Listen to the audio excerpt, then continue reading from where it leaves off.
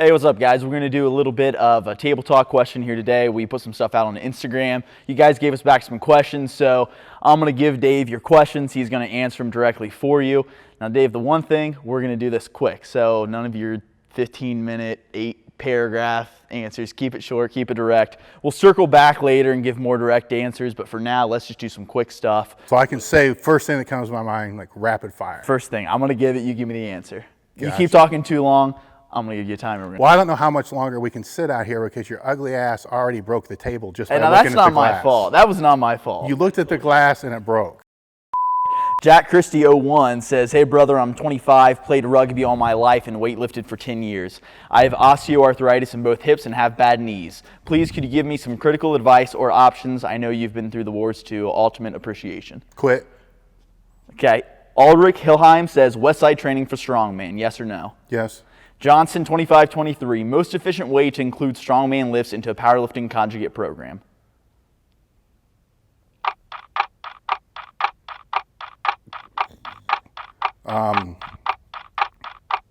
Time's up. Okay, stronger UPT, determining MRV for a given lift. The hell is MRV? Okay, getting stronger in the bench press where one cannot use leg drive like in the Paralympics. Are you a Paralympic or not? Similar Tim says, how can I improve my mobility as a novice powerlifter? Why do you care? You're a novice powerlifter. The Real Henry wants to know, hi Dave, you've talked about experimenting with different supplemental exercises to find out what works for you, but how can you tell whether it's the change in supplemental exercises that's making you stronger or if it's just the main lifts? If you're getting stronger, why does it matter? Coffin Dragger, how do you... Coffin Dragger? Coffin Dragger. That's awesome. How do you stay competitive in the strength equipment market with companies like Competitor X doing free shipping on a lot of their products? Awesome name. Shitty question. Twofold. Do you look at our site? Because we have like free shipping sales all the time. So I think we have a free shipping sale like every day, every week. My reply back to that would be, how do they stay competitive with us when we have, you know, a couple million pages of free content actually I think every month we produce over 2,000 pages of free content. So how do they stay competitive with us?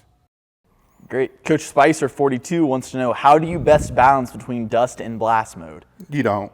Simper 35, what are or were your best go-to accessory movements for squat, bench, and deadlift? Do you ever intend on getting ripped again? Go-to what?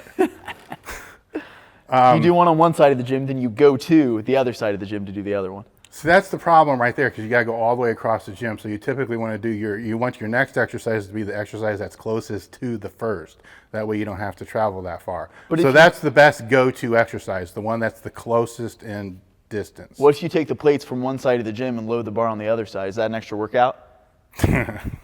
That's a finisher workout from what I read. What's the second part of the question? Do you ever plan on getting ripped again? I guess Yeah. he's trying to say you're not now or something. No, I'm not. I've been trying, so yes. Okay. I'm dieting now. It sucks. JRW 1290, maybe that's a total. My deadlift and bench are going smoothly. I had a lot of hip pain after my last meet and like a dumbass, didn't squat for almost 8 months. Now I'm having trouble with depth. My body puts on the brakes about 2 to 3 inches from parallel. Raw lifter, experimenting with stance width. Okay, what he wants to know, back through his story, the squat has always been awkward for him. Any thoughts on getting his squat back to feeling comfortable? So let's backtrack. Everything's going smoothly, but you're fucked up. But it's going smoothly. It was going smoothly, and then he didn't squat for 8 months. Well, there's the problem. He already knows what his problem is. He said it. So the answer would be the quick answer, just to take your time coming back. Take your time. Don't rush anything. If when you're squatting down, or don't force your depth. Go to where you just begin to feel a little tight and then come out.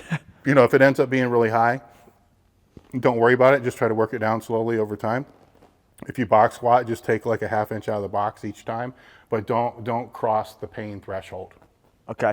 Jack Luce 61 wants to know, how do you suggest still training legs or squatting with a low back strain? He has pain at the bottom of the movement. Don't do anything that hurts. This is like, the fuck, unless you're a competitive athlete and you're within striking distance of the competition, say And everybody's different on that, whatever times to peak and go to the competition. So I'm trying to keep this under your fucking time frame. So unless you're within 4 to 6 weeks, which varies, don't do anything that hurts. You know, now if you're in that striking distance, are you a beginner? Because if you are, maybe you want to find a different meet.